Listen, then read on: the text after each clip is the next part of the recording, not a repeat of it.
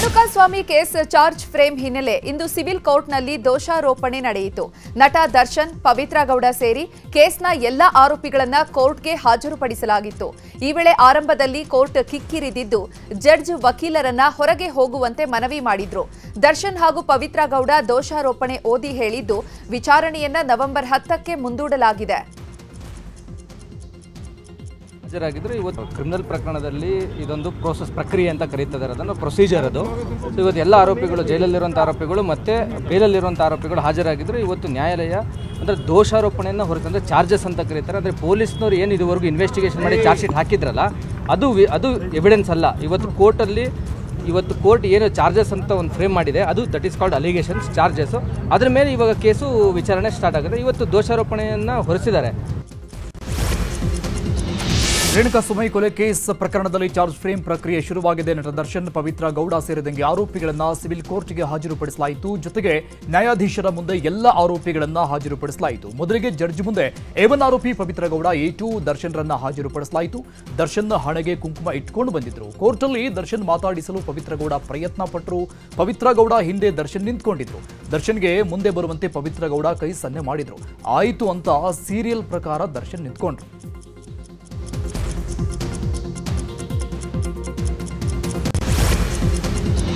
ರೇಣುಕಾಸ್ವಾಮಿ ಕೊಲೆ ಪ್ರಕರಣದಲ್ಲಿ ಜೈಲು ಸೇರಿರೋ ದರ್ಶನ್, ಪವಿತ್ರ ಗೌಡ ಸೇರಿದಂತೆ ಎಲ್ಲ 17 ಆರೋಪಿಗಳನ್ನ ಸೆಷನ್ ಕೋರ್ಟ್ಗೆ ಹಾಜರುಪಡಿಸಲಾಗಿತ್ತು. ಇಂದು ಚಾರ್ಜ್ ಫ್ರೇಮಿಂಗ್ ಪ್ರಕ್ರಿಯೆ ನಡೆಯಿತು. ಎಲ್ಲ ಆರೋಪಿಗಳನ್ನ ಒಬ್ಬೊಬ್ಬರಾಗಿ ಕಟಕಟೆಗೆ ಕರೆಯಲಾಯಿತು. ಬಳಿಕ ಜಡ್ಜ್ ದೋಷಾರೋಪಣಾ ಪಟ್ಟಿಯನ್ನು ಓದಿದ್ರು.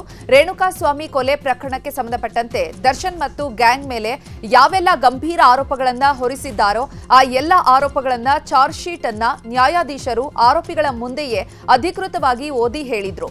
ದೋಷಾರೋಪ ಓದಿದ ಮೇಲೆ ದರ್ಶನ್ ಇದೆಲ್ಲವೂ ಕೂಡ ಸುಳ್ಳು ಅಂತ ಹೇಳಿದ್ದಾರೆ. ದರ್ಶನ್ ಅಷ್ಟೇ ಅಲ್ಲದೆ ಎಲ್ಲ ಆರೋಪಿಗಳು ಕೂಡ ಇದ್ದು ಸುಳ್ಳು ಸರ್, ಇದು ಸುಳ್ಳು ಅಂತ ಹೇಳಿದ್ದಾರೆ. ರೇಣುಕಾಸ್ವಾಮಿ ಕೊಲೆ ಪ್ರಕರಣ ಸಂಬಂಧಪಟ್ಟಂಗೆ ವಕೀಲರನ್ನ ಬದಲಿಸಲು ಆರೋಪಿ ದರ್ಶನ್ ನ್ಯಾಯಾಧೀಶರಿಗೆ ಮನವಿ ಮಾಡಿದ್ರು. ಲಾಯರ್ ಚೇಂಜ್ ಮಾಡಬೇಕು ಅಂತ ಜಡ್ಜ್ ಬಳಿ ಆರೋಪಿ ದರ್ಶನ್ ಕಾಲಾವಕಾಶ ಕೇಳಿದ್ರು. ದರ್ಶನ್ ಮನವಿ ಬೆನ್ನಲ್ಲೇ ಎಲ್ಲ ಆರೋಪಿಗಳು ವಕೀಲರ ಬದಲಾವಣೆಗೆ ಜಡ್ಜ್ಗೆ ಮನವಿ ಮಾಡಿಕೊಂಡ್ರು. ಹೀಗಾಗಿ ಜಡ್ಜ್ ವಿಚಾರಣೆಯನ್ನ ನವೆಂಬರ್ 10ರೊಳಗೆ ದರ್ಶನ್ ವಕೀಲರ ಬದಲಾವಣೆ ಸಾಧ್ಯತೆ ಇದೆ.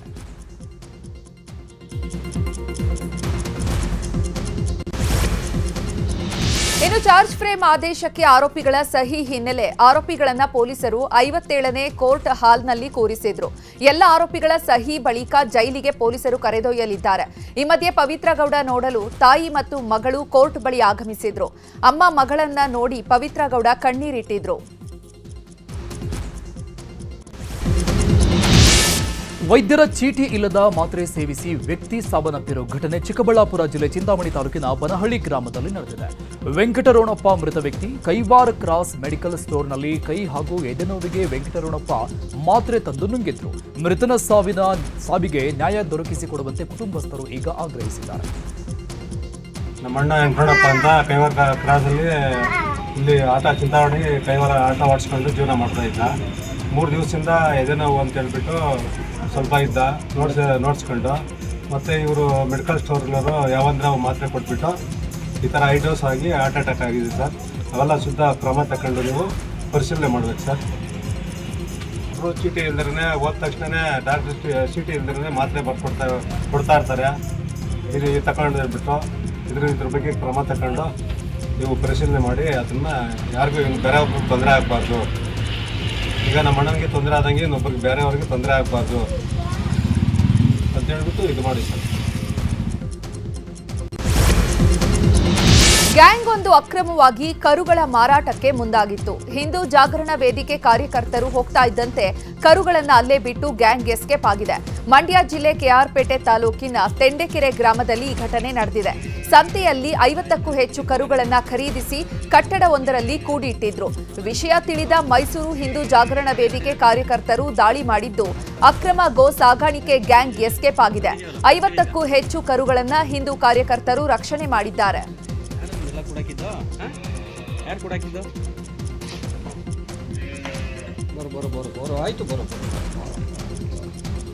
ಆಯ್ತು ಹೋಗೋಣ ಕರ್ಕೊಂಡು ಹೋಗ್ತೀನಿ. ಯಾರು ನಿಮ್ಮೆಲ್ಲ ಕೂಡಾಕಿದ್ದು ಯಾರು?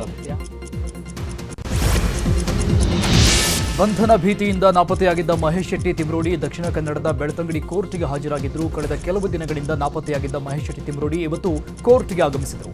ಧರ್ಮಸ್ಥಳ ಪೊಲೀಸ್ ಠಾಣೆಯಲ್ಲಿ ದಾಖಲಾಗಿದ್ದ ಪ್ರಕರಣ ಸಂಬಂಧ ವಾರೆಂಟ್ ಜಾರಿ ಮಾಡಲಾಗಿತ್ತು. ಸದ್ಯ ವಾರೆಂಟ್ ರೀಕಾಲ್ ಮಾಡುವುದಕ್ಕೆ ಬೆಳ್ತಂಗಡಿ ಕೋರ್ಟ್ಗೆ ತಿಮ್ರೋಡಿ ಆಗಮಿಸಿ ವಿಚಾರಣೆಗೆ ಹಾಜರಾಗಿ ವಾಪಸ್ ತೆರಳಿದ್ದಾರೆ. ಮೈಸೂರಿನಲ್ಲಿ ಹುಲಿ ದಾಳಿಗಳು ಹೆಚ್ಚಾದ ವಿಚಾರದ ಬಗ್ಗೆ ಸಿಎಂ ಸಿದ್ದರಾಮಯ್ಯ ಪ್ರತಿಕ್ರಿಯೆ ನೀಡಿದ್ದಾರೆ. ಜನರು ಹೆಚ್ಚು ಕಾಡಿನಲ್ಲಿ ಓಡಾಟವನ್ನ ಮಾಡ್ತಿದ್ದಾರೆ. ಸಫಾರಿ ಜಾಸ್ತಿ ಆಗಿದೆ. ಚಿರತೆಗಳ ಹಾವಳಿಯೂ ಹೆಚ್ಚಾಗಿದೆ. ಮೇವು ನೀರಿಗಾಗಿ ಕಾಡು ಪ್ರಾಣಿಗಳು ನಾಡಿಗೆ ಬರ್ತಾ ಇವೆ. ನಾನು ಕೂಡ ಈ ಬಗ್ಗೆ ಮೀಟಿಂಗ್ ಮಾಡ್ತೀನಿ. ಅಗತ್ಯ ಕ್ರಮಗಳ ಕುರಿತು ಸೂಚನೆ ಕೊಡ್ತೀನಿ. ಅಕ್ರಮ ರೆಸಾರ್ಟ್ಗಳಿಗೂ ಕೂಡ ಕಡಿವಾಣ ಹಾಕುವ ಕೆಲಸ ಮಾಡ್ತೇವೆ ಅಂತ ಸಿಎಂ ಹೇಳಿದ್ದಾರೆ. ಜನಗಳು ಜಾಸ್ತಿ ಓಡಾಡೋಕ್ಕೆ ಶುರು ಮಾಡಿಬಿಟ್ಟಿದ್ದಾರೆ. ರಿಸಾರ್ಟ್ಗಳೆಲ್ಲ ಆಗಿಬಿಟ್ಟಿದ್ದಾವೆ. ಆಮೇಲೆ ಸಫಾರಿಗಳೆಲ್ಲ ಜಾಸ್ತಿ ಆಗ್ತಾ ಇದೆ. ಸೊ ಅದು ಒಂದು. ಎರಡನೇದು ನೀರು ಮತ್ತು ಮೇವು ಇಲ್ಲದೆ ಇರ್ತಕ್ಕಂಥದ್ದು.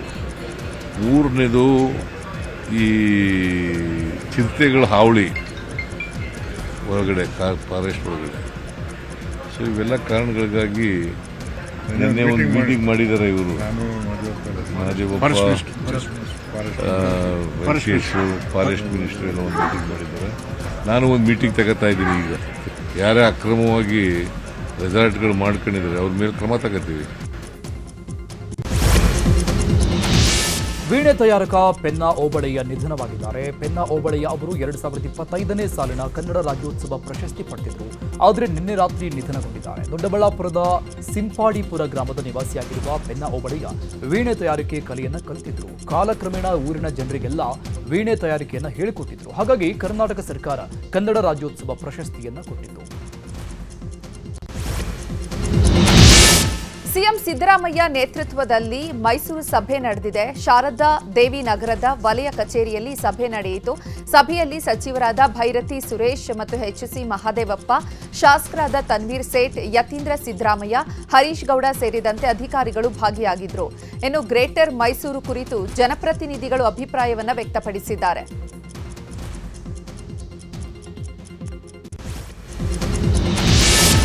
ಬಿಹಾರದ ಮುಖಂಡರು ಡಿಕೆಶಿ ಸಿಎಂ ಆಗ್ತಾರೆ ಎಂಬ ಹೇಳಿಕೆ ವಿಚಾರದ ಬಗ್ಗೆ ಮೈಸೂರಲ್ಲಿ ಮಾತನಾಡಿದ ಸಿಎಂ ಸಿದ್ದರಾಮಯ್ಯ, ಹೈಕಮಾಂಡ್ ಬಿಟ್ಟು ಬೇರೆ ಯಾರು ಹೇಳಿದ್ರೂ ಬದಲಾವಣೆ ವಿಚಾರಕ್ಕೆ ಕಿಮ್ಮತ್ತಿಲ್ಲ.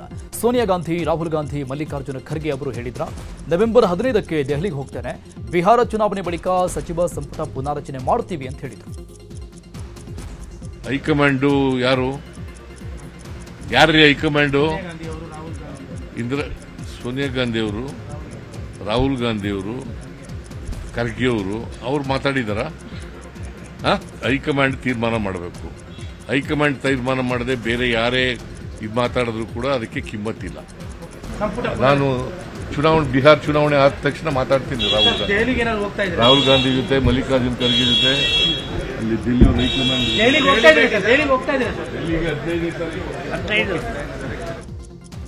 ಇನ್ನು ಬಿಹಾರ ಚುನಾವಣೆಯಲ್ಲಿ ಕಾಂಗ್ರೆಸ್ ಗೆಲ್ಲುತ್ತದೆ ಅಂತ ಸಿಎಂ ಸಿದ್ದರಾಮಯ್ಯ ವಿಶ್ವಾಸ ವ್ಯಕ್ತಪಡಿಸಿದ್ದಾರೆ. ಮೈಸೂರಲ್ಲಿ ಮಾತನಾಡಿದ ಅವರು, ಬಿಜೆಪಿ ದುರಾಡಳಿತ, ಭ್ರಷ್ಟಾಚಾರಕ್ಕೆ ಜನರು ಬೇಸತ್ತಿದ್ದಾರೆ. ಈ ಹಿನ್ನೆಲೆ ಕಾಂಗ್ರೆಸ್ ಗೆಲ್ಲುತ್ತೆ ಅಂತ ಹೇಳಿದರು. ನಮ್ಮ ಪ್ರಕಾರ ಇಂಡಿಯಾ ಗೆಲ್ತದೆ ಅಂತ ಇದೆ. ಬಿಹಾರ್ನವರು ಬಹಳ ಜನ ಇದ್ದಾರೆ. ಮನವಿ ಮಾಡೋದು ಮಾಡ್ತೀವಿ, ನೋಡೋಣ ಅವ್ರು ಏನು ಮಾಡ್ತಾರೆ. ಒಂದು ಆಂಟಿ ಇನ್ಕಂಬೆನ್ಸಿ, ಎರಡನೇದು ಬಿಜೆಪಿಯವರ ಭ್ರಷ್ಟಾಚಾರ, ದುರಾಡಳಿತ, ಇವೆಲ್ಲ ಕೂಟಾಗ್ತದೆ. ನಿತೀಶ್ ಕುಮಾರ್ ಭಾಳ ವರ್ಷ ಮುಖ್ಯಮಂತ್ರಿ ಆಗಿದ್ದಾರೆ. ಆಮೇಲೆ ಯಾವುದೇ ಒಂದು ಸಿದ್ಧಾಂತ ಇಲ್ಲ. ಬಿಜೆಪಿ ಜೊತೆಲೂ ಹೋಗ್ತಾರೆ, ಕಾಂಗ್ರೆಸ್ ಜೊತೆಲೂ ಬರ್ತಾರೆ, ಲಾಲೂ ಪ್ರಸಾದ್ ಜೊತೆ ಹೋಗ್ತಾರೆ. ಈ ಥರ ಆಗಿ ಯಾವುದೇ ಒಂದು ಸಿದ್ಧಾಂತ ಇಲ್ಲದೆ ಇರ್ತಕ್ಕಂಥದ್ದು. ಮತ್ತು ಬಡತನ ಜಾಸ್ತಿ ಇದೆ ಅಲ್ಲಿ. ಮೈಸೂರಿನಲ್ಲಿ ಸಿಎಂ ಸಿದ್ದರಾಮಯ್ಯ ಇಂದು ಮಾಜಿ ಸಿಎಂ ದೇವರಾಜ್ ಅರಸು ಅವರ ಪ್ರತಿಮೆ ಲೋಕಾರ್ಪಣೆ ಮಾಡಿದ್ರು. ಡಿಸಿ ಕಚೇರಿ ಮುಂದೆ ಪ್ರತಿಮೆ ಲೋಕಾರ್ಪಣೆಯನ್ನ ಮಾಡಲಾಯಿತು. ಈ ವೇಳೆ ಮುಂದಿನ ದೇವರಾಜ್ ಅರಸು ಸಿದ್ದರಾಮಯ್ಯನವರು ಅಂತ ಅಭಿಮಾನಿಗಳು ಘೋಷಣೆಯನ್ನ ಕೂಗಿದ್ರು. ಈ ವೇಳೆ ಹೇ ಕುತ್ಕೋ ಸುಮ್ನೆ, ದೇವರಾಜ್ ಅರಸುನೇ, ಸಿದ್ದರಾಮಯ್ಯನೇ ಅಂತ ಹೇಳಿದ್ದಾರೆ.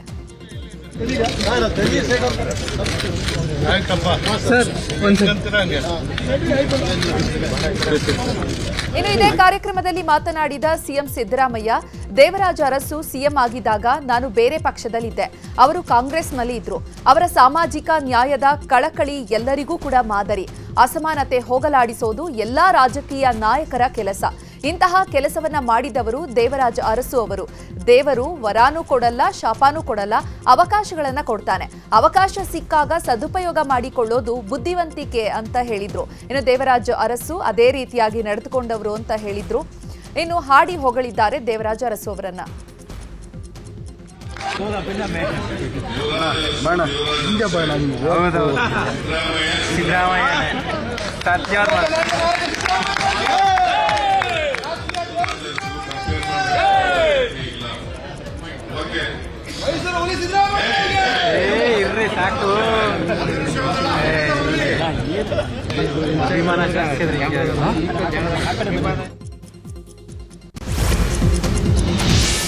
ಕೋಲಾರದ ಬಂಗಾರಪೇಟೆಯಲ್ಲಿ ಶಾಸಕ ಎಸ್ಎನ್ ನಾರಾಯಣಸ್ವಾಮಿ ಪುತ್ರಿ ವಿವಾಹ ಕಾರ್ಯಕ್ರಮದಲ್ಲಿ ಗೃಹ ಸಚಿವ ಪರಮೇಶ್ವರ್ ಭಾಗಿಯಾಗಿದ್ದರು. ಬಳಿಕ ಮಾಧ್ಯಮಗಳಿಗೆ ಮಾತನಾಡಿದ ಪರಮೇಶ್ವರ್, ರಾಜ್ಯದಲ್ಲಿ ಸಿಎಂ ಬದಲಾವಣೆ ಬಗ್ಗೆ ನಾನೇನು ಮಾತನಾಡಲ್ಲ.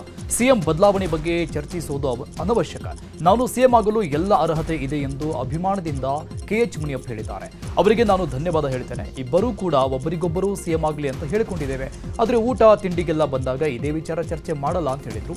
ಇನ್ನು ಈ ವಿಚಾರಕ್ಕೆ ಸಂಬಂಧಪಟ್ಟಂಗೆ ಸಚಿವ ದಿನೇಶ್ ಗುಂಡೂರಾವ್ ಕೂಡ ಮಾತನಾಡಿದ್ದಾರೆ. ವಿಪಕ್ಷಗಳು ಕೂಡ ಈ ಬಗ್ಗೆ ಚರ್ಚೆ ಮಾಡ್ತಾ ಇದ್ದಾರೆ. ತಾವು ಕೂಡ ರೇಸಲ್ಲಿ ಇದ್ದೀರಾ ಅಂತ ಅದ್ರ ಬಗ್ಗೆ ನಾನು ಯಾವುದೇ ಪ್ರತಿಕ್ರಿಯೆ ಕೊಡೋದಿಲ್ಲ. ಯಾಕೆ ಸರ್? ಅದು ಅನವಶ್ಯಕ ಅಂತ ಅನ್ಸುತ್ತೆ. ಸರ್, ನೀವು ಸಿಎಂ ಆಗ್ತೀರಾ ಅಂತ ಅಂದ್ಬಿಟ್ಟು ಕೇಸ್ ಪುಣ್ಯ ಹೇಳಿದ್ದಾರೆ ಸರ್. ಅಂದ್ರೆ ಸಿಎಂ ಆಗೋದಕ್ಕೆ ಎಲ್ಲ ಅರ್ಹತೆಗಳು ತಮಗಿದೆ ಅಂತ ಅಂದ್ಬಿಟ್ಟು ಅಭಿಮಾನದ ಮೇಲೆ ಅವ್ರು ಹೇಳಿರ್ತಾರೆ. ಅವ್ರಿಗೆ ಧನ್ಯವಾದಗಳನ್ನು ಹೇಳ್ತೇವೆ. ನೀವು ಅವ್ರ ಮೇಲೆ ಹೇಳಿ, ನಾನು ಅವ್ರ ಮೇಲೆ ಇಬ್ಬರದು ಅಭಿಮಾನ. ಒಬ್ಬರಿಗೊಬ್ಬರು ಹೇಳ್ಕೊಂಡಿದ್ದಾರೆ. ಊಟಕ್ಕೆ ಸೇರ್ತಾ ಇರ್ತೀವಿ, ತಿಂಡಿಗೆ ಸೇರ್ತಾ ಇರ್ತೀವಿ, ಕಾಫಿ ಸೇರ್ತಾ ಇರ್ತೀವಿ. ಅಂದರೆ ಇದನ್ನೇ ಚರ್ಚೆ ಮಾಡ್ತೀವಿ ಅಂತ ಅಲ್ಲ. ಬೇರೆ ಬೇರೆ ನಮ್ಗೆ ಬೇರೆ ಬೇರೆ ಸಬ್ಜೆಕ್ಟ್ಸ್ ಇರೋದಿಲ್ಲ. ಅದು ಬಿಟ್ಟು ಬರೀ ಇದನ್ನೇ ಮಾತಾಡ್ಕೊಂಡಿರೋಕ್ಕಾಗೋದಿಲ್ಲ ಸರ್ಕಾರದಲ್ಲಿ. ಡೈಲಿ ಪ್ರವಾಸ ಅದು ಏನಿಲ್ಲ. ಒಂದು ದಿವಸ ಹೋಗಿದ್ದು ಕೆಲವು ವಿಚಾರಗಳದೇನೋ ಮಾತಾಡೋಕ್ಕಂತ ಹೇಳಿದ್ರು, ಅದಕ್ಕೆ ಹೋಗಿ ಮಾತಾಡ್ಕೊಂಡು ಬಂದು ಏನಿಲ್ಲಪ್ಪ. ಅದು ಎಲ್ಲಿದೆ ಎಲ್ಲ. ಈಗ ನವಂಬರ್ ತಿಂಗಳಲ್ಲಿ ಇದ್ದೀವಿ, ಎಲ್ಲ ಅವ್ರವ್ರ ಕೆಲಸದಲ್ಲಿದ್ದಾರೆ. ಯಾವ ಕ್ರಾಂತಿನೂ ಇಲ್ಲ, ಯಾವುದೂ ಇಲ್ಲ. ನಾವು ಯಾರಿಗೂ ಭೇಟಿ ಬರ್ತೀವಪ್ಪ, ಅದೆಲ್ಲ ಹೇಳೋಕ್ಕಾಗ್ತದ? ದೆಹಲಿಗೆ ಹೋಗಿ ನಮ್ಮ ಲೀಡರ್ಸ್ ಮಾತಾಡ್ಕೊಂಬರೋದೇನು ದೊಡ್ಡ ವಿಷಯ ಏನಲ್ಲ. ನಮ್ಮ ಹೈಕಮಾಂಡ್ ಅಲ್ಲಿರೋದು. ಸೊ ನಾವು ಏನೇ ಇದ್ರೂ ಮಾತಾಡಬೇಕಾದ್ರೆ ಅಲ್ಲಿಗೆ ಹೋಗಬೇಕು. ಸಿದ್ದರಾಮಯ್ಯ ಪರ ಸಚಿವ ಜಮೀರ್ ಮತ್ತೊಮ್ಮೆ ಬ್ಯಾಟ್ ಮಾಡಿದ್ದಾರೆ. ಹಾವೇರಿಯಲ್ಲಿ ಮಾತನಾಡಿದ ಅವರು 2028ರವರೆಗೂ ಸಿಎಂ ಕುರ್ಚಿ ಖಾಲಿ ಇಲ್ಲ. ಡಿಕೆಶಿ ಅವರು ಮುಖ್ಯಮಂತ್ರಿ ಆಗಬೇಕು ಅಂತ ಆಸೆ ಇಟ್ಕೊಂಡಿದ್ದಾರೆ. ಸಿದ್ದರಾಮಯ್ಯ ಆದ್ಮೇಲೆ ಅವರು ಸಿಎಂ ಆಗಲಿ ಅಂತ ನಮಗೂ ಆಸೆ ಇದೆ. ಹೈಕಮಾಂಡ್ ಗೆರೆ ಹಾಕಿದ್ರೆ ಆ ಗೆರೆ ನಾವು ದಾಟಲ್ಲ. ನವೆಂಬರ್ ಏನ್ ಪ್ರಾಂತಿನೂ ಇಲ್ಲ ಅಂತ ಹೇಳಿದ್ರು. ಹಾಗೆಯೇ ಹಾಸನ ಜಿಲ್ಲೆ ಅರಸೀಕೆರೆಯಲ್ಲಿ ಇಂಧನ ಸಚಿವ ಕೆಜೆ ಜಾರ್ಜ್ ಕೂಡ ಮಾತನಾಡಿದ್ದಾರೆ. ಅದಿದ್ರೆ ಆ ಕುರ್ಚಿಯಲ್ಲಿ ಮನೆ ಸಿದ್ದರಾಮಯ್ಯ ಅವರು ಕೂತಿದ್ದಾರೆ. ಆ ಕುರ್ಚಿ 2028ವರೆಗೂ ಖಾಲಿ ಇಲ್ಲ. ಆ ಕುರ್ಚಿಯಲ್ಲಿ ಕುರ್ಚಿ ಖಾಲಿ ಇದೆಯಾ? ಕುರ್ಚಿಯಲ್ಲಿ ಕೂತಾರೆ. ಈಗ ಡಿ ಕೆ ಶಿವಕುಮಾರ್ ಅಭಿಮಾನಿಗಳು, ಆಮೇಲೆ ಡಿ ಕೆ ಶಿವಕುಮಾರ್ ಸಾಹೇಬ್ರು ಅವರು ಮುಖ್ಯಮಂತ್ರಿ ಆಗಬೇಕಂತ ಆಸೆ ಇದ್ದಾರೆ. ನಾವು ಅವ್ರ ಮುಖ್ಯಮಂತ್ರಿ ಮುಂದೆ ಸಿದ್ದರಾಮಯ್ಯ ಆದಮೇಲೆ ಅವ್ರು ಮುಖ್ಯಮಂತ್ರಿ ಆಗಲಿ ಅಂತ ನಮಗೂ ಆಸೆ ಇದೆ. ನಿಮ್ಮ ಹೇಳಿಕೆ ಎರಡೂವರೆ ವರ್ಷ ಇಲ್ಲ ಅನ್ನಂಗಾಯ್ತು. ಸಿದ್ದರಾಮಯ್ಯ ಅದಿದ್ರೆ 28 ಇದ್ದಿದ್ರೆ 28ವರೆಗೂ ಇದಾಗ್ತಾಯ್ತಾ? ಆಮೇಲೆ ನಮ್ಮ ಪಕ್ಷ ಇನ್ನೊಂದು ಎಲ್ಲರಿಗಿಂತ ಹೆಚ್ಚಾಗಿ ನಮ್ಮ ಪಕ್ಷ ಹೈಕಮಾಂಡ್. ನಾವೆಲ್ಲ ಪಕ್ಷ ಹೈಕಮಾಂಡ್ ಶಿಸ್ತಿನ ಸಿಪಾಯಿ. ಅವ್ರು ಏನು ಹೈಕಮಾಂಡ್ ಸೂಚನೆ ಕೊಡ ಅವ್ರಿಗೆ ಗೆರೆ ಹತ್ರ ಗೆರೆ ದಾಟಲ್ಲ ನಾವು. ಏನು ಕ್ರಾಂತಿನಿಲ್ಲ, ಪ್ರಾಂತಿನೂ ಇಲ್ಲ. ಅದು ಬದಲಾವಣೆ ಹೈಕಮಾಂಡ್ ಅವರು ಏನಾದ್ರು ಹೇಳಿದಾರ?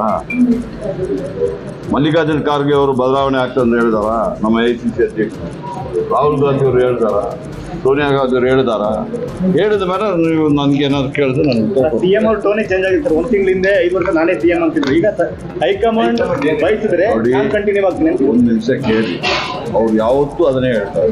ಅವ್ರು ಯಾವತ್ತೂ ನಾನು ಚೀಫ್ ಮಿನಿಸ್ಟರ್ ಆಗ್ತಿದ್ದೆ, ಚೀಫ್ ಮಿನಿಸ್ಟರ್ ಆಗೋ ಮೊದಲು ಹೇಳಲಿಲ್ಲ. ಹಾಗೇನು ಮಾಡ್ತಾರೆ, ನಮ್ಮಲ್ಲಿ ಒಂದು ಸಿಸ್ಟಮ್ ಇದೆ. ನಮ್ಮ CLP ಮೀಟಿಂಗ್ ಕರೀತಾರೆ, ಹೈಕಮಾಂಡ್ ನಂತರ ಯಾರು ಚೀಫ್ ಮಿನಿಸ್ಟರ್ ಆಗಬೇಕು ನಿರ್ಧಾರ ತಗೋತಾರೆ. ನವೆಂಬರ್ ಕ್ರಾಂತಿ ವಿಚಾರವಾಗಿ ಬೆಂಗಳೂರಿನಲ್ಲಿ ಮಾತನಾಡಿದ ವಿಪಕ್ಷ ನಾಯಕ ಅಶೋಕ್, ಕ್ರಾಂತಿ ಆಗುತ್ತೆ ಅಂತ ಕಾಂಗ್ರೆಸ್ನವರೇ ಮಾತನಾಡ್ತಿದ್ದಾರೆ. ರಾಜಣ್ಣ ಕ್ರಾಂತಿ ಬಗ್ಗೆ ಮಾತನಾಡಿದ್ರು, ಮಂತ್ರಿ ಸ್ಥಾನವನ್ನ ಕಳ್ಕೊಂಡ್ರು. ನಾವು ಕ್ರಾಂತಿ ಬಗ್ಗೆ ಮಾತನಾಡ್ತಿಲ್ಲ, ನಾವು ಅಭಿವೃದ್ಧಿ ಮಾಡಿ ಅಂತಿದ್ದೀವಿ. ಕ್ರಾಂತಿ ಭ್ರಾಂತಿ ಎಲ್ಲ ಅವರ ಪಕ್ಷದಲ್ಲೇ ನಡೀತಾ ಇದೆ. ದೆಹಲಿಗೆ ಯಾಕೆ ಹೋಗ್ತಿದ್ದಾರೆ? ಯತೀಂದ್ರ ಯಾಕೆ ಮಾತನಾಡ್ತಿದ್ದಾರೆ? ಅವರ ತಟ್ಟೆಯಲ್ಲೇ ನೊಣ ಬಿದ್ದಿದೆ, ಮೊದಲು ಅದನ್ನ ನೋಡಿಕೊಳ್ಳಲಿ ಅಂದಿದ್ದಾರೆ. ಯಾರನ್ನ ಹೇಳಿದಾರ ಬಿಜೆಪಿ ಅವರು ಕ್ರಾಂತಿ ಅಂತ? ಯಾರು ಹೇಳಿಲ್ಲ. ಕ್ರಾಂತಿ ಹೇಳಿದ್ದು ಕಾಂಗ್ರೆಸ್ ಅವರು, ರಾಜಣ್ಣ ಅವರು ಮಂತ್ರಿ ಸ್ಥಾನ ಹೋಯ್ತು. ಕಾಂಗ್ರೆಸ್ಸಿನ 16 ಜನ MLAಗಳು ಕ್ರಾಂತಿ ಎಲ್ಲ ಹೇಳಿದವರು ಅವರು, ಬದಲಾವಣೆ ಹೇಳಿದವರು ಅವರು, DK ಶಿವಕುಮಾರ್ ಮುಖ್ಯಮಂತ್ರಿ ಆಗ್ತಾರೆ ಅಂತ ಹೇಳಿದವರು ಕಾಂಗ್ರೆಸ್ ಅವರು. ನಾವ್ಯಾರು ಹೇಳಿಲ್ಲ. ನಿಮ್ಮ ಕಿತ್ತಾಟ ಬಿಟ್ಬಿಟ್ಟು ರಾಜ್ಯದ ಜನತೆಗೆ ಒಳಿತು ಮಾಡಿ ಅಭಿವೃದ್ಧಿ ಮಾಡಿ ಕ್ರಾಂತಿ ಭ್ರಾಂತಿ ಎಲ್ಲ ನಿಮ್ಮ ಪಾರ್ಟಿಯಲ್ಲೇ ದಿನನಿತ್ಯ ಈಗ ಡೆಲ್ಲಿಗೆ ಯಾಕೆ ಹೋಗಿದ್ದಾರೆ? ಪೆರೇಡ್ ಯಾಕೆ ಮಾಡ್ತಾ ಇದ್ದಾರೆ? ಸಿದ್ದರಾಮಯ್ಯ ಮಗ ಯಾಕೆ ಫೀಲ್ಡಿಗೆ ಬಂದು ನಮ್ಮ ಅಪ್ಪನೇ 5 ವರ್ಷ ಅಂತ ಹೇಳ್ತಾ ಇದ್ದಾರೆ? ಇದು ಹಲವಾರು ಪ್ರಶ್ನೆಗಳು ಕಾಂಗ್ರೆಸ್ ನಾಯಕರೇ ಎತ್ತಿರೋದು, BJP ತೆಗೆದಿರೋದು ಅಲ್ಲ. ಇದು ಅವ್ರ ತಟ್ಟೆಯಲ್ಲಿ ಅಗ್ನ ಬಿದ್ದಿರೋರ್ಗೆ ಬೇರೆ ತಟ್ಟೆಯಲ್ಲಿ ನೊಣ ಬಿದ್ದಿರೋದ್ರ ಬಗ್ಗೆ ನೋಡಕ್ಕೆ ಹೋಗಬೇಡಿ. ಇನ್ನು ನವೆಂಬರ್ ಕ್ರಾಂತಿ ಬಗ್ಗೆ ಬೆಳಗಾವಿಯಲ್ಲಿ ಮಾಜಿ ಸಚಿವ ರಮೇಶ್ ಜಾರಕಿಹೊಳಿ ಮಾತನಾಡಿದ್ದಾರೆ. ನಮ್ಮ ಪಕ್ಷದಲ್ಲಿ ಯಾವುದೇ ಕ್ರಾಂತಿ ಆಗಲ್ಲ, ನಾವು ಕಾಂಗ್ರೆಸ್ ಪಕ್ಷದ ಬಗ್ಗೆ ಯಾಕೆ ತಲೆ ಕೆಡಿಸಿಕೊಳ್ಳಬೇಕು ಅಂದಿದ್ದಾರೆ. ನಮ್ಮ ಪಕ್ಷ ಆಗೋದ್ರಿಗೆ ಹೈಕಮಾಂಡ್ ಏನು ನಿರ್ಣಯ ಬರ್ತದ, ನಾವು ಯಾರಿಗೂ ಕ್ರಾಂತಿ ಆಗೋಲ್ಲ. ನಾನು ಹಿಡ್ಕೊಂಡು ಎಲ್ಲರೂ ನಾ ಇರ್ಬೋದು, ನಮ್ಮ ಪಕ್ಷ ಅವ ದೊಡ್ಡ ಸಣ್ಣ ನಾಯಕರು ದೊಡ್ಡ ನಾಯಕರು, ಹೈಕಮಾಂಡ್ ಏನು ನಿರ್ಣಯ ಬದ್ದು ನಾವು ಕ್ರಾಂತಿ ಇಲ್ಲ. ಬಟ್ ನನಗೊಂದು ನಮ್ಮ ಪಕ್ಷದ ಬಗ್ಗೆ ನಂಗೆ ಅಸಹನಿಸೋದಿಲ್ಲ. ಅವ್ರ ಪಕ್ಷದ ಬಗ್ಗೆ ಯಾಕೆ ಚರ್ಚೆ ಮಾಡಿದ್ರು? ನಮ್ಮ ಪಕ್ಷಕ್ಕೆ ಭಾಳಷ್ಟು ವಿಷಯ ಅದಾವ, ಅದನ್ನು ಹೋರಾಡ್ಬಿಟ್ಟು ಸುಳ್ಳು ಅವ್ರು ಏನ ಮಾಡ್ಕೋ ಯಾರ ಮಾಡ್ಕೋರು, DK ಶಿವಕುಮಾರ್ ಮಾಡ್ಕೊರಕ, ಖರ್ಗೆ ಅವ್ರ ಸತೀಶ್ ಜಾರಕಿಹೊಳಿ ಅವ್ರ ಪಕ್ಷದ ಆಂತರಿಕ ಸಮಸ್ಯೆ ಅದು, ಅದ್ರ ಬಗ್ಗೆ ಚರ್ಚೆ ಬಗ್ಗೆ ನಂಗೆ ಅಸಹನಿಸೋದು. ಸವಿತಾ ಸಮಾಜಕ್ಕೆ ಸಿಟಿ ರವಿ ಅವಹೇಳನ ಆರೋಪದ ಬಗ್ಗೆ ಮೈಸೂರಲ್ಲಿ ಮಾತನಾಡಿದ ಕೆಪಿಸಿಸಿ ವಕ್ತಾರ ಎಂ ಲಕ್ಷ್ಮಣ್, ಸಿಟಿ ರವಿಗೆ ತಲೆ ಕೆಟ್ಟಿದೆ, ಜಾತಿಗಳ ಮಧ್ಯೆ ಎತ್ತಿ ಕಟ್ಟುವ ಕೆಲಸ ಮಾಡ್ತಾ ಇದ್ದಾರೆ, ಸವಿತಾ ಸಮಾಜವನ್ನ ಹೀಯಾಳಿಸಿದ್ದಾರೆ, ಇಂಥವರ ವಿರುದ್ಧ ಕೇಸ್ ದಾಖಲಿಸಬೇಕು. ಸಿಟಿ ರವಿ ಈ ಹಿಂದೆ ಲಕ್ಷ್ಮೀ ಹೆಬ್ಬಾಳ್ಕರ್ಗೂ ನಿಂದನೆ ಮಾಡಿದ್ರು. ಸಿಟಿ ರವಿ ಎಲ್ಲ ಸಮುದಾಯದವರನ್ನು ನಿಂದಿಸುವ ಕೆಲಸ ಮಾಡ್ತಾ ಇದ್ದಾರೆ, ಅಟ್ರಾಸಿಟಿ ಕೇಸ್ ಹಾಕಿ ಸಿಟಿ ರವಿ ಅವರನ್ನ ಒಳಗೆ ಹಾಕಬೇಕು ಅಂತ ಕಿಡಿಕಾರಿದ್ದಾರೆ. ಸುಮಾರು ಬಹಳ ಪ್ರಮುಖವಾಗಿ ಒಂದು 5-6 ಜನಕ್ಕೆ ನಿಮಾನ್ಸಕ್ಕೆ ಇಮ್ಮಿಡಿಯೇಟ್ ಆಗಿ ಸೇರಿಸುವಂತ ಕೆಲಸಗಳಾಗಬೇಕು. ಈ ಸಿಟಿ ರವಿ ನಾವು ಹಿಂದೆಯಿಂದನೂ ಅವನೊಬ್ಬ ಲೂಟಿ ರವಿ ಅಂತ ಕರೀತಾ ಇದ್ದ. ತಲೆ ಕೆಟ್ಟೋಗಿದೆ ಮನುಷ್ಯನಿಗೆ. ನಮ್ಮ ಕಾಂಗ್ರೆಸ್ ಪಕ್ಷದ ಮುಖಂಡರುಗಳನ್ನ ಅಟ್ಯಾಕ್ ಮಾಡುವಂಥದ್ದು ಒಂದ್ ಕಡೆ ಆದ್ರೆ, ಜನ ಸಮುದಾಯವನ್ನೇ ಜಾತಿನ ಎತ್ಕಟ್ಟಿ ಜಾತಿನ ನಿಲ್ಲಿಸುವಂತ ಕೆಲಸವನ್ನ ಮಾಡ್ತಾ ಇರುವಂತದ್ದು ಎಷ್ಟರ ಮಟ್ಟಿಗೆ ಸರಿ? ಸವಿತಾ ಸಮಾಜದ ಒಂದು ಸಮುದಾಯವನ್ನ ಅಜಾಮ ಅಂತ ಅವರು ನಿಲ್ಲಿಸುವಂತ ಕೆಲಸವನ್ನ ಮಾಡ್ತಾ ಇದಾರಲ್ಲ. ಇಲ್ಲಿಯವರೆಗೂ ಸೋಮೋಟೋ ಕೇಸು ದಾಖಲಾಗಿಲ್ಲ. ನಾವಿವತ್ತು ಮೈಸೂರಲ್ಲಿ ಕಂಪ್ಲೇಂಟ್ ಕೊಡ್ತಾ ಇದ್ದೀವಿ. ಒಂದು FIR ಆಗಬೇಕು. FIR ಆಗಿ ಅವನು ಒದ್ದು ಒಳಗಡೆ ಹಾಕುವಂತ ಕೆಲಸ ಆಗಬೇಕು. ಆದರೆ ಸಿಟಿ ರವಿ ಅನ್ನೋ ಒಂದು ವ್ಯಕ್ತಿ ಲಕ್ಷ್ಮೀ ಹೆಬ್ಬಾಳ್ಕರ್ ಒಬ್ಬ ಮಹಿಳೆಗೆ ಸದನದಲ್ಲೇನೆ ಪ್ರಾಸ್ಟಿಟ್ಯೂಟ್ ಅಂತ ಬೈದಂತ ವ್ಯಕ್ತಿ ಇನ್ನ ಅರೆಸ್ಟೇ ಆಗಿಲ್ಲ. ಟನಲ್ಗೆ ಬಿಜೆಪಿ ವಿರೋಧದ ವಿಚಾರದ ಬಗ್ಗೆ ಸಚಿವ ದಿನೇಶ್ ಗುಂಡೂರಾವ್ ಪ್ರತಿಕ್ರಿಯೆ ನೀಡಿದ್ದಾರೆ. ತೇಜಸ್ವಿ ಸೂರ್ಯ ಏನ್ ಮಹಾನ್ ಮೇಧಾವಿನ? ಅವರೇನ್ ಇಂಜಿನಿಯರ? ಈ ಹಿಂದೆ ಸ್ಟೀಲ್ ಬ್ರಿಡ್ಜ್ ವಿರೋಧ ಮಾಡಿದ್ರು, ಅದನ್ನ ನಾವು ಕೈಬಿಟ್ಟೆವು. ಈಗ ಪಬ್ಲಿಕ್ ಟ್ರಾನ್ಸ್ಪೋರ್ಟ್ ಅಂತಾರೆ. ಬಿಜೆಪಿ ಕಾಲದಲ್ಲಿ ಒಂದೇ ಒಂದು ಯೋಜನೆ ಮಾಡಲಿಲ್ಲ, ಈಗ ನಾವು ಮಾಡಲು ಹೊರಟ್ರೆ ವಿರೋಧವನ್ನ ಮಾಡ್ತಿದ್ದಾರೆ. ಬಿಜೆಪಿ ಏನೇ ಹೇಳಿದ್ರು ನಾವು ಟನಲ್ ಮಾಡೇ ಮಾಡ್ತೇವೆ. ಬಿಜೆಪಿಗರ ಮಾತು ಕೇಳಿದ್ರೆ ಬೆಂಗಳೂರು ಅಭಿವೃದ್ಧಿ ಆಗಲ್ಲ, ಮುಂದಿನ ಪೀಳಿಗೆಗೆ ಅನುಕೂಲ ಆಗಲಿ ಅಂತ ಟನಲ್ ಮಾಡ್ತಾ ಇರೋದು ಅಂತ ಹೇಳಿದ್ದಾರೆ. ತೇಜಸ್ವಿ ಸೂರ್ಯ ಏನು ಮಾಡ್ತಾ ಇದ್ರು ಅವಾಗ? ಆರ್ ಅಶೋಕ್ ಅವ್ರು ಏನು ಮಾಡ್ತಾ ಇದ್ರು ಅವಾಗ? ಎಲ್ಲೋ ಪತ್ತೆನೇ ಇಲ್ಲ ಅವಾಗ ತೇಜಸ್ವಿ ಸೂರ್ಯ. ಈಗ ನಾವು ಮಾಡೋದಕ್ಕೆ ಹೋದಾಗ ಏನೋ ದೊಡ್ಡ ಒಂದು ಮೇಧಾವಿ ಥರ ಬಂದು ಮಾತಾಡ್ತವ್ರೆ. ಆಗೋ ಕೆಲಸಗಳನ್ನು ಕೂಡ ಮಾಡೋಕ್ಕೆ ಬಿಟ್ಟಿಲ್ಲ ಹಿಂದೆ. ಇಲ್ಲದೆ ಹೋದರೆ ಇಷ್ಟೊತ್ತಿಗೆ ಏರ್ಪೋರ್ಟ್ ರೋಡಿನ ಏನು ದೊಡ್ಡ ಸಮಸ್ಯೆ ಪರಿಹಾರ ಆಗೋಗಿರೋದು. ಈ ಥರದ ಅವರು ನಕಾರಾತ್ಮಕವಾಗಿ ಯೋಚನೆ ಮಾಡ್ತಕ್ಕಂಥದ್ದು ನಿಜವಾಗಲೂ ಕೂಡ ದುರಾದೃಷ್ಟಕರ. ಮತ್ತು ಇವತ್ತು ಬೆಂಗಳೂರಿನ ಅಭಿವೃದ್ಧಿ ಮಾಡೋದಕ್ಕೆ ಹೊರಟಿರ್ತಕ್ಕಂಥ ಸರ್ಕಾರ ನಮ್ಮದು. ಅದನ್ನು ಮಾಡೋದಕ್ಕೆ ಇವರು ಎಲ್ಲ ರೀತಿಯ ಒಂದು ತೊಂದರೆಗಳು ಕೊಡೋಕೆ ಹೊರಟಿದ್ದಾರೆ. ಆದರೆ ಈಗಾಗಲೇ DC ಅವರು ಹೇಳಿದಾಗೆ ನಮ್ಮ ಏನು ಯೋಜನೆಗಳಿದೆ ಅದು ನಾವು ಮಾಡೇ ಮಾಡ್ತೀವಿ. ಇವರು ವಿರೋಧ ಮಾಡ್ತಾರೋ ಬಿಡ್ತಾರೋ, ಆದರೆ ಯೋಜನೆಗಳಂತೂ ನಾವು ಮುಂದುವರ್ಸ್ಕೊಂಡು ಹೋಗ್ತೀವಿ. ಟನಲ್ ರೋಡ್ ಯೋಜನೆಗೆ ಅಶೋಕ್ ನೇತೃತ್ವದಲ್ಲಿ ಸಮಿತಿ ಮಾಡೋಣ ಎಂಬ ಡಿಕೆಶಿ ಹೇಳಿಕೆಗೆ ಆರ್ ಅಶೋಕ್ ಟಕ್ಕರ್ ಕೊಟ್ಟಿದ್ದಾರೆ. ಡಿಕೆಶಿ ಸಮಿತಿ ಮಾಡಲಿ, ನಾನು ಸಮಿತಿ ಅಧ್ಯಕ್ಷ ಆಗಲು ಒಪ್ಪುತ್ತೇನೆ. ಆದರೆ ಮೊದಲು ರಸ್ತೆ ಗುಂಡಿಯನ್ನ ಮುಚ್ಚಲಿ, ಕಸದ ಸಮಸ್ಯೆಯನ್ನ ಬಗೆಹರಿಸಲಿ, ನಂತರ ನನಗೆ ಆಹ್ವಾನವನ್ನ ಕೊಡಲಿ. ನಿಮ್ಮ ಬಳಿ ಟನಲ್ ರೋಡ್ ಮಾಡೋದಕ್ಕೆ ಹಣ ಇಲ್ಲ, ಇನ್ನು ಸಮಿತಿ ಮಾಡಿ ಹಣ ಯಾಕೆ ಪೋಲು ಮಾಡ್ತೀರಿ? ಟನಲ್ ರಸ್ತೆ ಬಗ್ಗೆ ಸರಿಯಾದ ಚರ್ಚೆ ಆಗಿಲ್ಲ, ಬೆಂಗಳೂರು ಜನರ ಅಭಿಪ್ರಾಯವನ್ನ ಪಡೆದಿಲ್ಲ, ರಸ್ತೆ ಗುಂಡಿ ಮುಚ್ಚುವ ಟ್ಯಾಲೆಂಟ್ ಇಲ್ಲದವರು ಅಂಡರ್ ಗ್ರೌಂಡ್ ಟನಲ್ ಹೇಗೆ ಮಾಡ್ತೀರಿ ಅಂತ ವ್ಯಂಗ್ಯವಾಡಿದ್ದಾರೆ. ನಿಮಗೆ ರಸ್ತೆಯಲ್ಲಿ ಬಿದ್ದಿರೋ ಗುಂಡಿ ಮುಚ್ಚಕ್ಕೆ ಟ್ಯಾಲೆಂಟ್ ಇಲ್ಲ, ಇನ್ನು ಅಂಡರ್ಗ್ರೌಂಡು ಟನಲನ್ನು ಹೇಗೆ ಮಾಡ್ತೀರಾ ನೀವು? ಹಣ ಎಲ್ಲಿದೆ ನಿಮ್ಮ ಹತ್ರ? 108 ಪ್ರಶ್ನೆಗಳು ಇದೆ. ಆದ್ದರಿಂದ ನಾವೇನು ಅಭಿವೃದ್ಧಿಯ ವಿರೋಧಿಗಳಲ್ಲ. ಮಾಡಿ, ಫಸ್ಟು ನೀವು ರಸ್ತೆ ಗುಂಡಿಗಳೆಲ್ಲ ಮುಚ್ಚಿ, ಬೆಂಗಳೂರಲ್ಲಿ ಬಿದ್ದಿರೋ ಕಸನೆಲ್ಲ ತೆಗಿರಿ. ಆಮೇಲೆ ಜನಕ್ಕೆ ಹೇಳಿ, ನೋಡಿ ಎಲ್ಲ ಮಾಡಿದ್ದೀರಿ, ಟನಲ್ ರೋಡ್ಗೆ ನಾವು ಬೆಂಗಳೂರು ಜನತೆ ಜೊತೆ ಚರ್ಚೆ ಮಾಡೋಕ್ಕೆ ಸಿದ್ಧ ಇದ್ದೀರಿ ಅನ್ನೋ ಮಾತನ್ನು ಹೇಳಿ. ಅದು ಬಿಟ್ಬಿಟ್ಟು ನೀವು ಒಂದು ರೀತಿ ದೌರ್ಜನ್ಯ ಮಾಡೋ ರೀತಿ ನಾನು ಮಾಡೇ ಮಾಡ್ತೀನಿ, ಇದು ದೌರ್ಜನ್ಯ ಅನ್ನೋದೇ ಇನ್ನೇನು ಹೇಳೋಕ್ಕೆ ಸಾಧ್ಯ ಇಲ್ಲ. ರಾಜ್ಯ ಸರ್ಕಾರದ ವಿರುದ್ಧ ಬಿಜೆಪಿ ರಾಜ್ಯಾಧ್ಯಕ್ಷ ವಿಜೇಂದ್ರ ವಾಗ್ದಾಳಿ ನಡೆಸಿದರು. ಬೆಂಗಳೂರಲ್ಲಿ ಮಾತನಾಡಿದ ಅವರು, ರಾಜ್ಯದಲ್ಲಿ ಅತಿವೃಷ್ಟಿಯಿಂದ ರೈತರು ಸಮಸ್ಯೆಗೀಡಾಗಿದ್ದಾರೆ. ಅಧಿಕಾರಿಗಳು, ಜಿಲ್ಲಾ ಉಸ್ತುವಾರಿ ಸಚಿವರು ಸಹ ತಲೆ ಕೆಡಿಸಿಕೊಳ್ಳುತ್ತಿಲ್ಲ. ಕೇಂದ್ರ ಪರಿಹಾರ ಕೊಟ್ಟಿಲ್ಲ ಅನ್ನುವ ಹೇಳಿಕೆಗೆ ಸಚಿವರು ಸೀಮಿತವಾಗಿದ್ದಾರೆ. ನಾಳೆ ನಾನು ಬೆಳಗಾವಿಗೆ ಹೋಗ್ತೇನೆ, ಅಲ್ಲಿನ ಹೋರಾಟದಲ್ಲಿ ಭಾಗಿಯಾಗ್ತೇನೆ. ರೈತರ ವಿಚಾರದಲ್ಲಿ ಸರ್ಕಾರ ಕಿಂಚಿತ್ತೂ ಕಾಳಜಿ ತೋರ್ತಾ ಇಲ್ಲ. ಈಗಲಾದರೂ ನವೆಂಬರ್ ಕ್ರಾಂತಿ ಬಿಟ್ಟು ರೈತರ ಸಮಸ್ಯೆಗೆ ಸ್ಪಂದಿಸುವ ಕೆಲಸ ಮಾಡಿ ಅಂತ ಹೇಳಿದ್ದಾರೆ. ರಾಜ್ಯದಲ್ಲಿ ಅನೇಕ ಜ್ವಲಂತ ಸಮಸ್ಯೆಗಳು ಚರ್ಚೆ ಆಗ್ತಾ ಇದೆ. ಆದರೆ ಇದು ಯಾವುದರ ಬಗ್ಗೆನೂ ಸಹ ರಾಜ್ಯ ಸರ್ಕಾರ ಗಂಭೀರವಾಗಿ ಚಿಂತನೆಯನ್ನ ಮಾಡ್ತಾ ಇಲ್ಲ. ಕಲ್ಯಾಣ ಕರ್ನಾಟಕ ಇರ್ಬೋದು, ಕಿತ್ತೂರು ಕರ್ನಾಟಕ ಇರ್ಬೋದು, ಅತಿವೃಷ್ಟಿ, ರೈತರು ಸಂಕಷ್ಟದಲ್ಲಿದ್ರು. ರಾಜ್ಯ ಸರ್ಕಾರಕ್ಕೆ ಆಗ್ರಹ ಮಾಡಿದ್ವಿ. ಜಿಲ್ಲಾ ಉಸ್ತುವಾರಿಗಳು ನಾಪತ್ತೆ ಆಗಿದ್ದಾರೆ. ಇಲಾಖೆ ಅಧಿಕಾರಿಗಳು ಸಹ ತಲೆ ಕೆಡಿಸ್ಕೊಳ್ತಾ ಇಲ್ಲ. ತತ್ಕ್ಷಣ ಪರಿಹಾರ ಬಿಡುಗಡೆ ಮಾಡಬೇಕು ಅಂತ ಹೇಳಿದ್ರು ಸಹ ಈ ಕಾಂಗ್ರೆಸ್ ಸರ್ಕಾರ ಯಾವುದೇ ರೀತಿ ಪರಿಹಾರವನ್ನ ಸಂಕಷ್ಟದಲ್ಲಿರುವಂತಹ ರೈತರಿಗೆ ಕೊಡುವಂತ ಕೆಲಸ ಮಾಡಲಿಲ್ಲ. ಬೆಳಗಾವಿ, ಬಾಗಲಕೋಟೆ, ಬಿಜಾಪುರ ಮತ್ತು ಕಾರವಾರದಲ್ಲಿ, ಉತ್ತರ ಕನ್ನಡದಲ್ಲೂ ಸಹ ಕಬ್ಬು ಬೆಳೆಗಾರರು ಕಳೆದ ಕೆಲವು ದಿನಗಳಿಂದ ಪ್ರತಿಭಟನೆ ಮಾಡ್ತಾ ಇದ್ದಾರೆ. ಅವರ ಬೇಡಿಕೆಗಳನ್ನು ಈಡೇರಿಸತಕ್ಕಂಥ ನಿಟ್ಟಿನಲ್ಲಿ ರಾಜ್ಯ ಸರ್ಕಾರ, ಅಲ್ಲಿರ್ತಕ್ಕಂಥ ಸಚಿವರಾಗಲಿ ಯಾರು ಕೂಡ ಇದ್ರ ಬಗ್ಗೆ ತಲೆ ಕೆಡಿಸ್ಕೊಂಡಿಲ್ಲ. ನಾನು ಕೂಡ ನಾಳೆ ದಿನ ಬೆಳಗಾವಿಗೆ ನಾನು ಹೋಗ್ತಾ ಇದ್ದೇನೆ. ಹೋರಾಟದಲ್ಲಿ ನಾನು ಕೂಡ ಭಾಗವಹಿಸ್ತಾ ಇದ್ದೇನೆ. ಯಾದಗಿರಿ ಜಿಲ್ಲೆ ಕೆಂಭಾವಿಯಲ್ಲಿ ಆರ್ಎಸ್ಎಸ್ ಪಥಸಂಚಲನಕ್ಕೆ ಜಿಲ್ಲಾಡಳಿತ ಅನುಮತಿ ಹಿನ್ನೆಲೆಯಲ್ಲಿ ಡಿಎಸ್ಎಸ್ ಮೀಟಿಂಗ್ ನಡೆಸ್ತಾ ಇದೆ. ಆರ್ಎಸ್ಎಸ್ಗೆ ಕೌಂಟರ್ ಪ್ಲಾನ್ ರೂಪಿಸಲು ಕೆಂಭಾವಿಯ ಡಾಕ್ಟರ್ ಬಿಆರ್ ಅಂಬೇಡ್ಕರ್ ಗಾರ್ಡನ್ನಲ್ಲಿ ಡಿಎಸ್ಎಸ್ ಪ್ರಮುಖರು ಸಭೆ ಸೇರಿದ್ದಾರೆ. ನಾಳೆ ಆರ್ಎಸ್ಎಸ್ ಪಥಸಂಚಲನಕ್ಕೆ ಡಿಎಸ್ಎಸ್ ಕೌಂಟರ್ ಪ್ಲಾನ್ ರೂಪಿಸಲು ಸಭೆ ನಡೀತಾ ಇದೆ. ಚಿಕ್ಕಬಳ್ಳಾಪುರ ಜಿಲ್ಲೆ ಚಿಂತಾಮಣಿ ತಾಲೂಕಿನ ಕಚೇರಿ ಬಳಿ ಜಲಗಾರರ ಸಂಘಟನೆ ವತಿಯಿಂದ ಪ್ರತಿಭಟನೆ ನಡೆಸಲಾಯಿತು. ತಾಲೂಕು ಪಂಚಾಯಿತಿಗೆ ಮುತ್ತಿಗೆ ಹಾಕಿ ಪ್ರತಿಭಟನೆಯನ್ನ ನಡೆಸಿದ್ದಾರೆ. ಯಥಾವತ್ತಾಗಿ ಬಿಎಲ್ಎಲ್ ಕಾರ್ಡ್ ಮುಂದುವರಿಸುವಂತೆ ಆಗ್ರಹಿಸಲಾಯಿತು.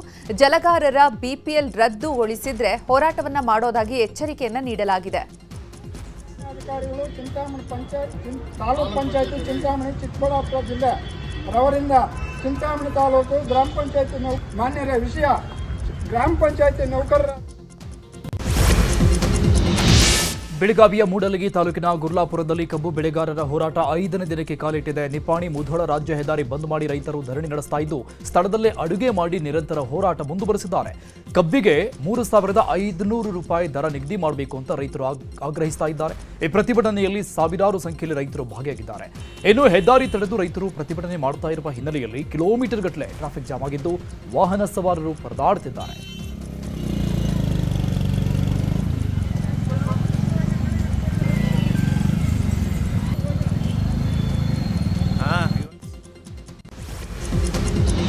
ಮಂಡ್ಯದಲ್ಲಿ ಗ್ಯಾರಂಟಿ ಯೋಜನೆಗಳ ಅದ್ದೂರಿ ಉತ್ಸವ ನಡೆಸಲಾಗಿದೆ. ನಗರದ ಸಂಜಯ್ ಸರ್ಕಲ್ನಿಂದ ಅಂಬೇಡ್ಕರ್ ಭವನದವರೆಗೂ ಶಕ್ತಿ ಯೋಜನೆಯ ಅಲಂಕಾರಿಕ ಬಸ್ಗಳ ಮೆರವಣಿಗೆ ಮಾಡಲಾಗಿದೆ. ಕಾಂಗ್ರೆಸ್ ಮಹಿಳೆಯರಿಗೆ ವಿಶೇಷ ಪೂಜೆಯನ್ನ ಸಲ್ಲಿಸಿದ್ದಾರೆ ಮಹಿಳೆಯರು. ಬಳಿಕ ತಮಟೆ, ಡೊಳ್ಳು ಕುಣಿತ ಸೇರಿದಂತೆ ವಿವಿಧ ಕಲಾ ತಂಡಗಳ ಮೂಲಕ ಮೆರವಣಿಗೆ ಸಾಗಿದೆ. ಈ ವೇಳೆ ಎಂಎಲ್ಸಿ ದಿನೇಶ್ ಗೂಳಿಗೌಡ, ಒಕ್ಕಲಿಗ ಆಯೋಗದ ಅಧ್ಯಕ್ಷ ಎಂಎಸ್ ಆತ್ಮಾನಂದ ಮತ್ತು ಅಂಜನಾ ಶ್ರೀಕಾಂತ್ ಲೀಲಾ ಮತ್ತು ಮುಡಾ ಅಧ್ಯಕ್ಷ ನಹೀಂ ವಿಜಯ್ ಕುಮಾರ್ ಸೇರಿದಂತೆ ಹಲವರು ಭಾಗಿಯಾಗಿದ್ದರು.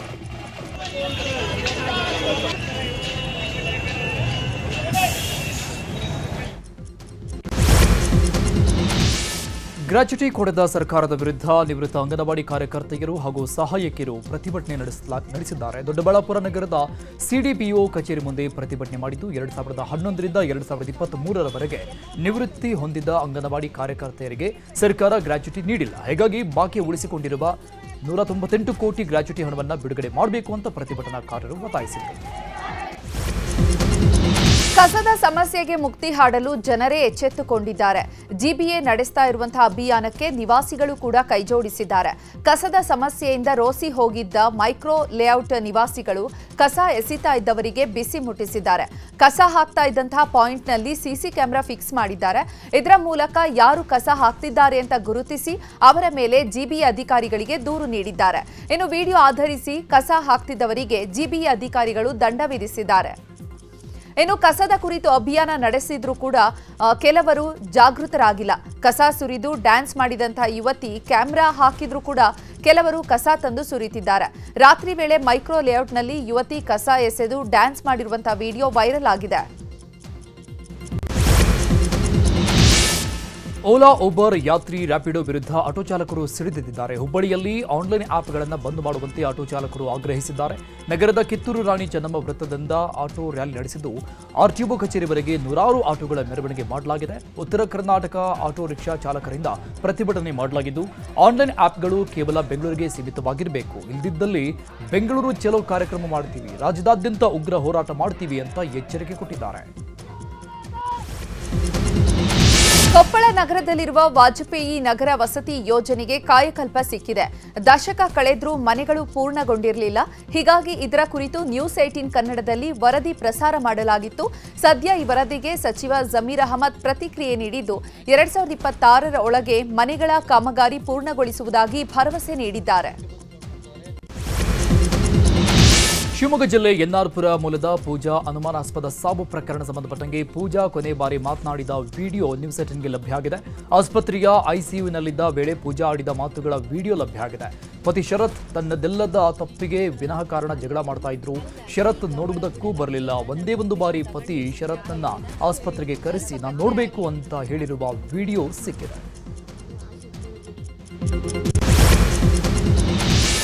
ಕೋಲಿ ಸಿನಿಮಾದ ಐಟಂ ಸಾಂಗ್ಗೆ ಶಾಸಕ ನಾರಾಯಣಸ್ವಾಮಿ ಭರ್ಜರಿ ಡ್ಯಾನ್ಸ್ ಮಾಡಿದ್ದಾರೆ. ಕೋಲಾರದ ಬಂಗಾರಪೇಟೆಯಲ್ಲಿ ಕಾಂಗ್ರೆಸ್ ಶಾಸಕ ನಾರಾಯಣಸ್ವಾಮಿ ಅವರು ಮಗಳ ಅದ್ದೂರಿ ಮದುವೆಯ ಸಂಗೀತ ಕಾರ್ಯಕ್ರಮದಲ್ಲಿ ಡ್ಯಾನ್ಸ್ ಮಾಡಿದ್ದಾರೆ.